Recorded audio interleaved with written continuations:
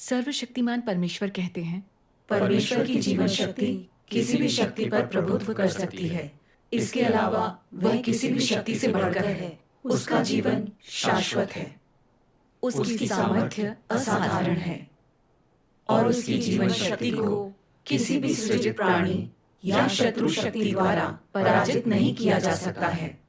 परमेश्वर की जीवन शक्ति का अस्तित्व है और चाहे कोई भी समय या स्थान क्यों ना हो, वह अपने शानदार तेज से चमकती है। स्वर्ग और पृथ्वी बहुत बड़े बदलावों से गुजर सकते हैं, लेकिन परमेश्वर का जीवन हमेशा समान ही रहता है। हर चीज का अस्तित्व समाप्त हो सकता है, परंतु परमेश्वर का जीवन फिर भी अस्तित्व में रहेगा, क्योंकि परमेश्वर ही सभी चीजों के अस्तित्व का स्रोत है और उनके अस्तित्व का मूल है।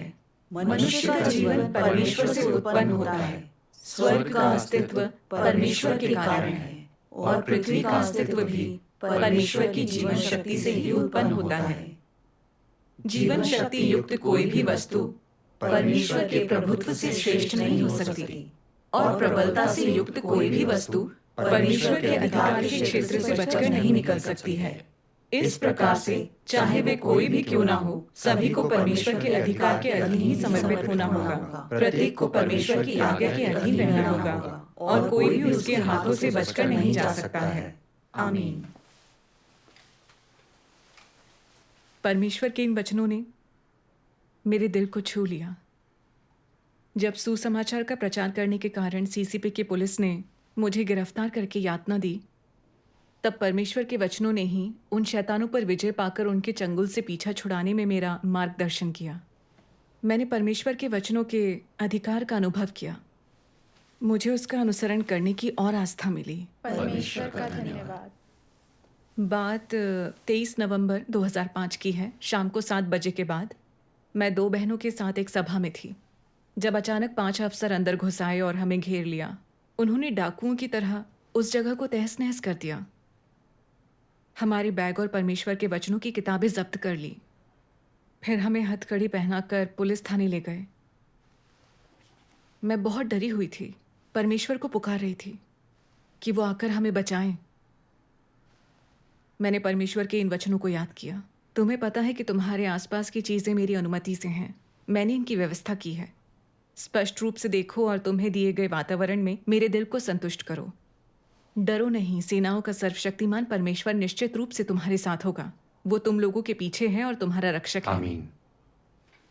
परमेश्वर के वचनों ने मुझे आस्था और शक्ति दी। मैं जानती थी सब सर्वशक्तिमान परमेश्वर के हाथों में है, इसलिए जब परमेश्वर मेरे साथ है तो मुझे क्या डर। सही कहा।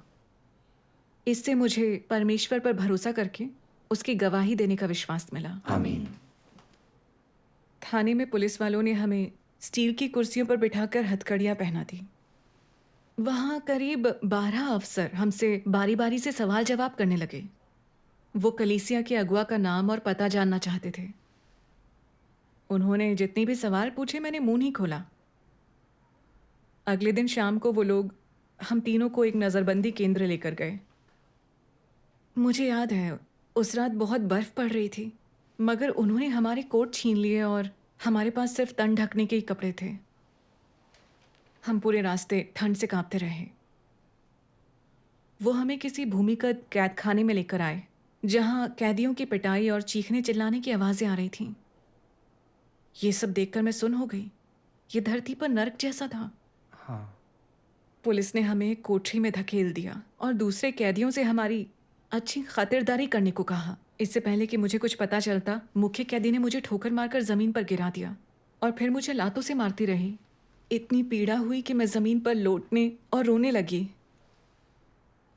फिर वो हमारे कपड़े फाड़कर हमें घसीटते हुए बाथरूम में ले आए और ठंडे पानी का शावर चला दिया। कितने बुरे हैं। सही कहा। हड्डियों को जमा देने वाला पानी मुझ पर डाला गया। मैं लगातार कांप रही थी, मेरे दांत किटकिटा रहे थे। बहुत दर्दनाक था, लग रहा था जैसे मेरी खाल उधेड़ी जा रही हो। जल्दी ही मैं बेहोश होकर गिर गई।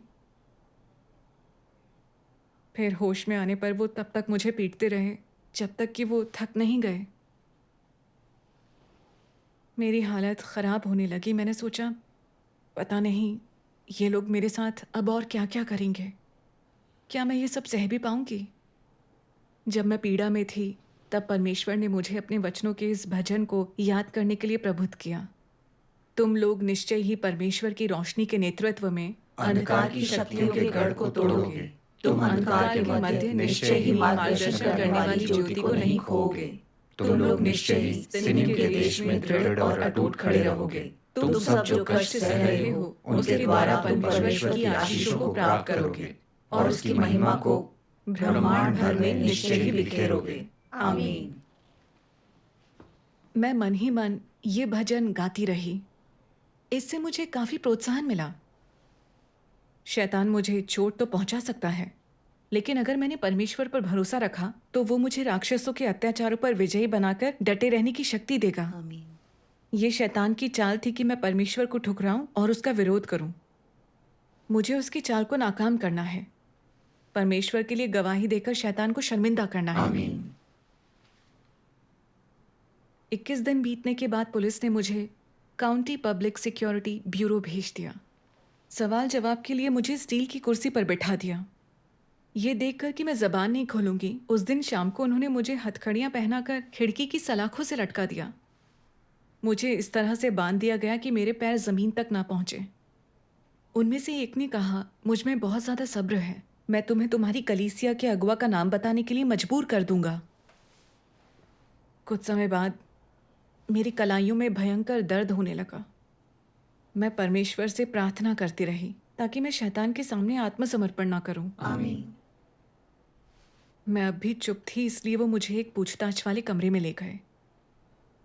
जैसे ही मैं अंदर गई, मैंने देखा वहां यातना देने वाले उपकरण मौजूद थे।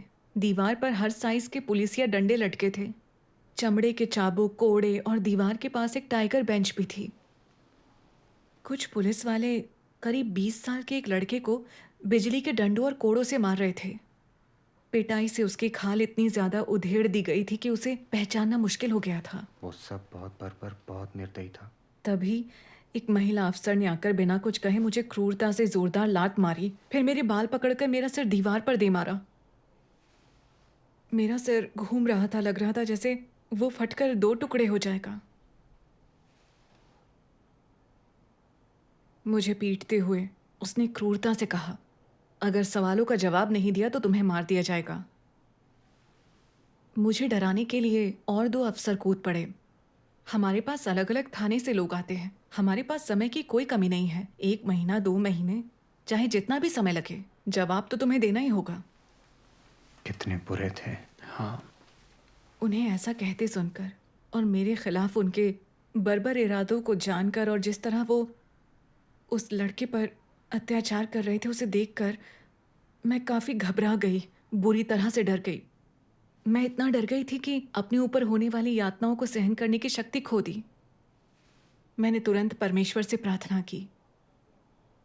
तभी मैंने परमेश्वर के इन वचनों को याद किया, जब लोग अपना जीवन त्यागने के लिए तैयार होते हैं तो सब कुछ तुच्छ हो जाता है और हाँ। कोई भी उनका लाभ नहीं उठा सकता। जीवन से अधिक महत्वपूर्ण क्या हो सकता है? इस प्रकार शैतान लोगों में अधिक कार्य करने में असमर्थ हो जाता है। वो मनुष्य के साथ कुछ भी नहीं कर सकता। आमीन। परमेश्वर के वचनों से मुझे पता चला कि शैतान मौत से हमारे डर का इस्तेमाल करता है कि हम परमेश्वर को धोखा दें।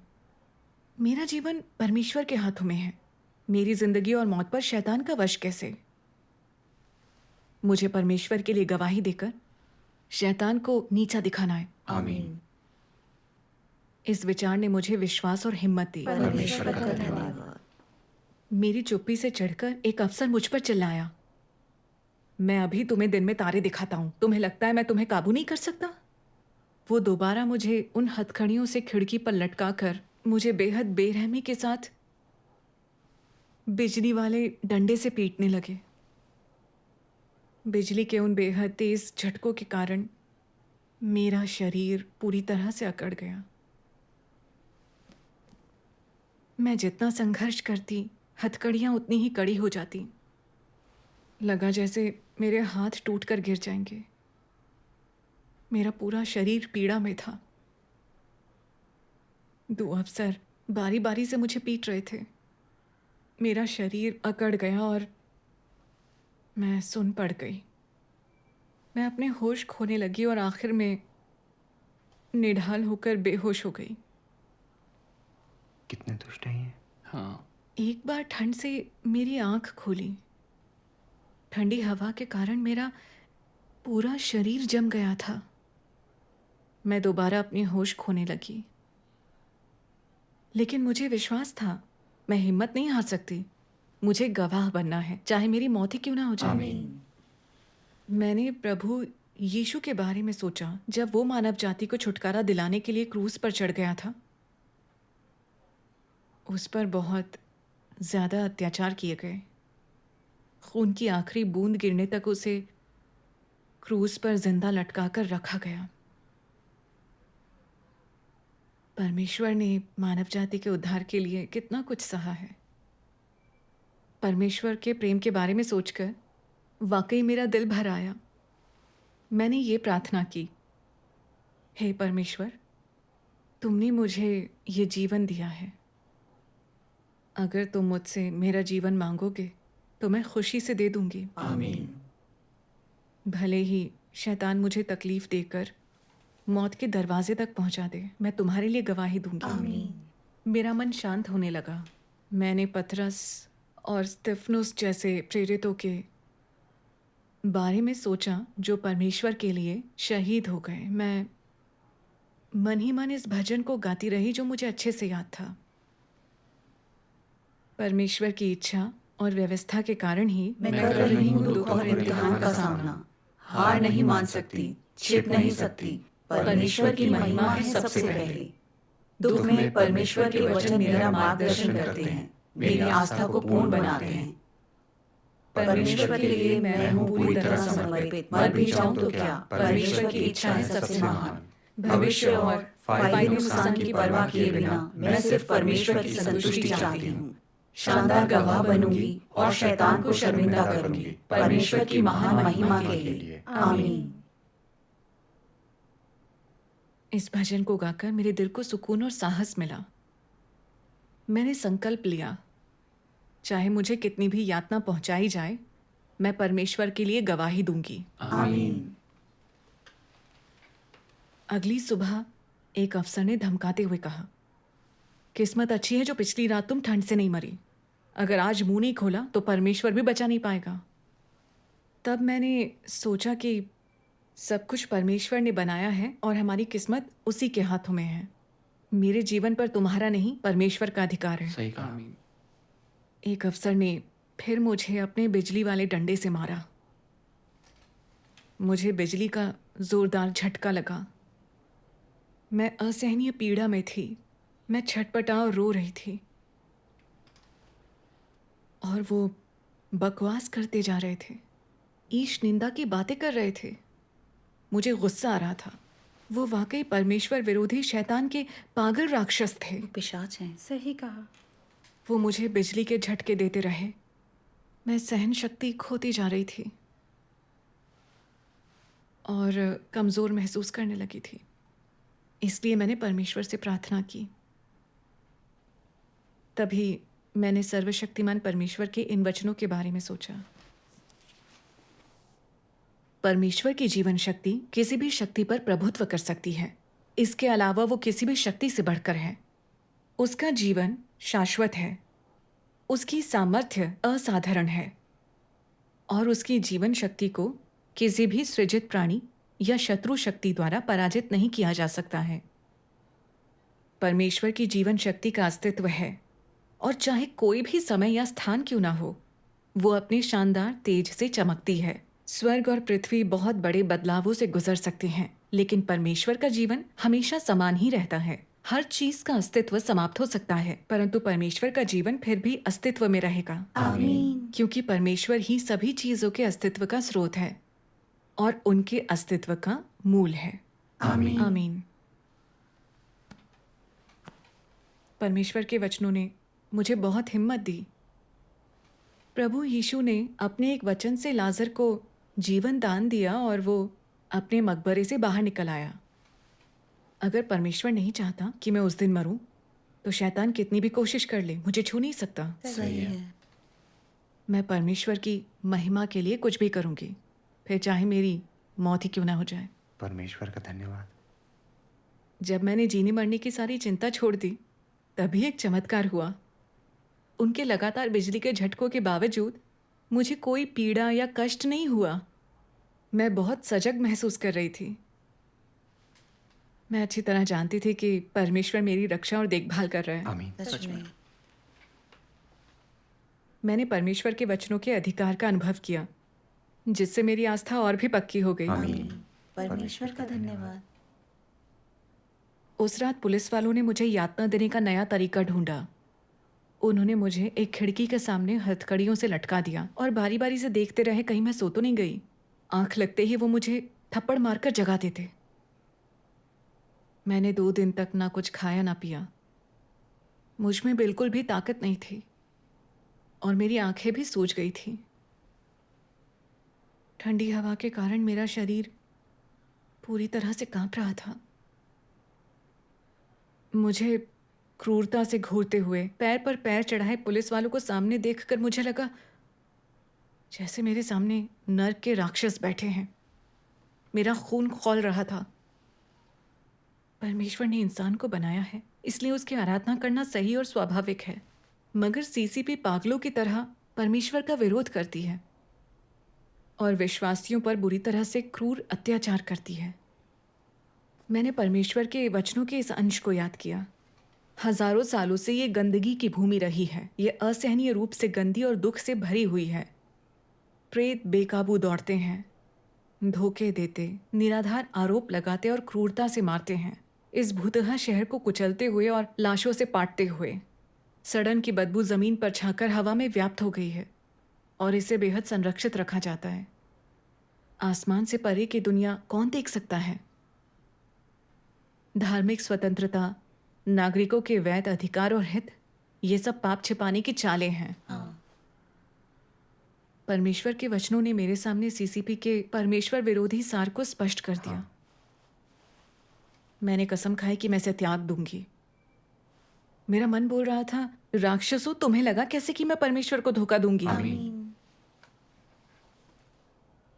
मुझे याद है 5वीं रात तक मेरे हाथ खून से लथपथ, पूरी तरह से सूजकर सुन पड़ गए थे, जैसे मेरा पूरा शरीर टूट गया हो।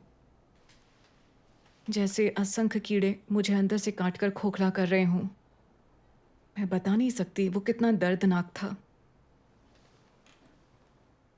इतने दिनों तक खाना पीना ना मिलने से मैं कमज़ोर हो गई थी।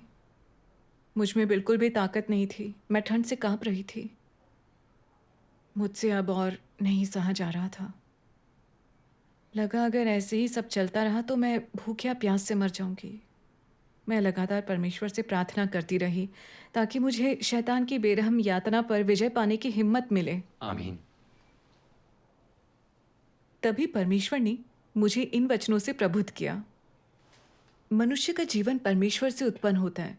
स्वर्ग का अस्तित्व परमेश्वर के कारण है और पृथ्वी का अस्तित्व भी परमेश्वर की जीवन शक्ति से ही उत्पन्न होता है। आमीन।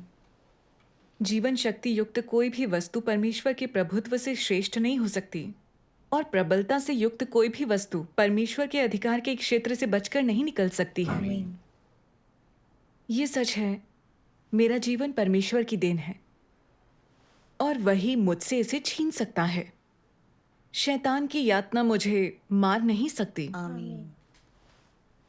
इस ख्याल के आते ही मुझे खुद पर शर्म आई कि परमेश्वर को लेकर मेरी आस्था और ज्ञान कितना कम है। मुझे ये भी पता चला कि परमेश्वर चाहता था कि मैं इस कठिन हालात से सीख लूं। मनुष्य केवल रोटी ही से नहीं, परंतु हर एक वचन से जो परमेश्वर के मुख से निकलता है जीवित रहेगा। मैंने मन ही मन प्रार्थना की, सर्वशक्तिमान परमेश्वर, मेरा जीवन तुम्हारे हाथों में है। मैं तुम्हारे आयोजनों और व्यवस्थाओं के अनुरूप चलना चाहती हूँ, चाहे मेरी मौत ही क्यों ना हो जाए। आमीन। प्रार्थना करके मुझे थोड़ी हिम्मत मिली। अब मुझे भूख प्यास नहीं लग रही थी। परमेश्वर का धन्यवाद। उस दिन शाम को 8 बजे पुलिस वाले फिर आए। ये देखकर कि मैं अब भी कुछ नहीं बोल रही हूँ, वो बेदर्दी से मुझे मारते रहे। इसके बाद वो मुझ पर कड़ी नज़र रखने लगे ताकि मैं हमेशा उनकी नज़रों के सामने रहूं। जैसे ही मेरी आंख लगती वो मुझे मुड़ी हुई मैगजीन से मारकर जगा देते थे। कितने दुष्ट हैं। सच में। मैं जानती थी वो मेरा विश्वास तोड़ना चाहते हैं ताकि मैं घबराहट में कलीसिया के बारे में कुछ बातें उगल दूं। हाँ। पूरी तरह कमज़ोर पड़ने के कारण मेरा दिमाग काम नहीं कर रहा था।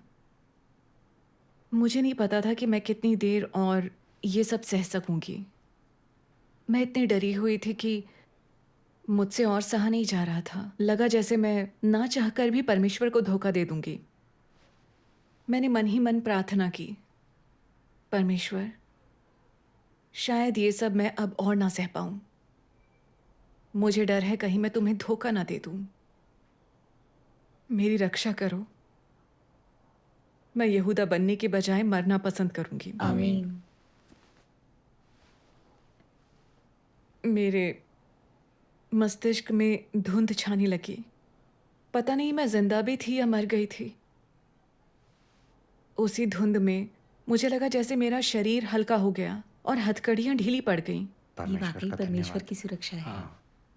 छठे दिन सुबह को पुलिस वालों ने मुझे थप्पड़ मारकर जगाया और चिल्लाने लगे, दिमाग खराब कर रखा है। तुम पर नजर रखने के चक्कर में हम खुद ठीक से नहीं सो पा रहे हैं। अगर तुमने आज अपना मुंह नहीं खोला तो मैं हमेशा के लिए तुम्हारा मुंह बंद कर दूंगा। मैं तुम्हें पागल बना दूंगा। सबको बता दूंगा कि परमेश्वर में विश्वास करने से तुम्हें दौरे पड़ते हैं ताकि सभी उसका साथ छोड़ दें। वो कितने बुरे हैं। राक्षस हैं। सही कहा। उस पापी राक्षस के मुंह से ऐसे झूठ सुनकर मुझे बहुत गुस्सा आ रहा था। वो तुरंत काले द्रव से भरा एक कटोरा मेरे पास लेकर आए। ये देखकर मेरा कलेजा मुंह को आ गया। वो मुझे पागल करने वाली दवा देना चाहते थे। मैंने अपनी सुरक्षा के लिए परमेश्वर को बेतहाशा पुकारा। मैंने सर्वशक्तिमान परमेश्वर के इन वचनों को दिल से याद किया। उसके कार्य सभी जगह हैं। उसका सामर्थ्य सभी जगह है। उसका ज्ञान चारों ओर है और उसका अधिकार भी सभी जगह है। प्रत्येक चीज उसकी निगाह में है और सभी कुछ उसकी अधीनता में है। आमीन। परमेश्वर के वचनों ने दोबारा मुझे विश्वास और हिम्मत दी। ब्रह्मांड की हर चीज परमेश्वर के हाथों में है और उन पर उसका राज है। शैतान हमारे शरीर को चोट पहुंचा सकता है लेकिन हमारे जीवन पर उसका कोई अधिकार नहीं। सही कहा। अय्यूब के इम्तिहान में शैतान सिर्फ उसके शरीर को ही नुकसान पहुंचा सका। परमेश्वर ने अय्यूब के जीवन को खतरे में नहीं पड़ने दिया। आमीन। शैतान मुझे पागल करने के लिए वो दवा खिलाना चाहता था ताकि मैं परमेश्वर को धोखा दूं और उसके नाम को शर्मिंदा करूं। लेकिन ये परमेश्वर की अनुमति के बिना नहीं हो सकता था। सही कहा। ये सोचकर मुझे सुकून मिला। एक पागल अफसर ने मेरी ठुड्डी पकड़कर उस खट्टे और कड़वे घोल का पूरा कटोरा मेरे मुंह में डाल दिया। वो तुरंत असर करने लगा। मुझे लगा जैसे मेरे अंगों को निचोड़कर चीरा जा रहा हो। मुझे बहुत अधिक पीड़ा हो रही थी। मैं सांस भी नहीं ले पा रही थी। मेरा दम घुटने लगा था और मेरी आंखें सुन पड़ गई थीं। मुझे सब कुछ दो दो दिखने लगा था। तभी मैं बेहोश हो गई। समय का कुछ पता नहीं चला मगर मैंने बेहोशी में किसी को कहते सुना, इसे पीने के बाद वो पागल हो जाएगी। मैं जानती थी मैं ठीक हूं, मुझे कुछ नहीं हुआ। मैं खुश थी कि मुझे दौरे नहीं पड़ रहे थे और दिमाग भी काम कर रहा था। परमेश्वर का धन्यवाद। वो परमेश्वर की सर्वशक्तिमत्ता और चमत्कार था। परमेश्वर का धन्यवाद। परमेश्वर ने एक बार फिर मेरी रक्षा की। परमेश्वर का धन्यवाद।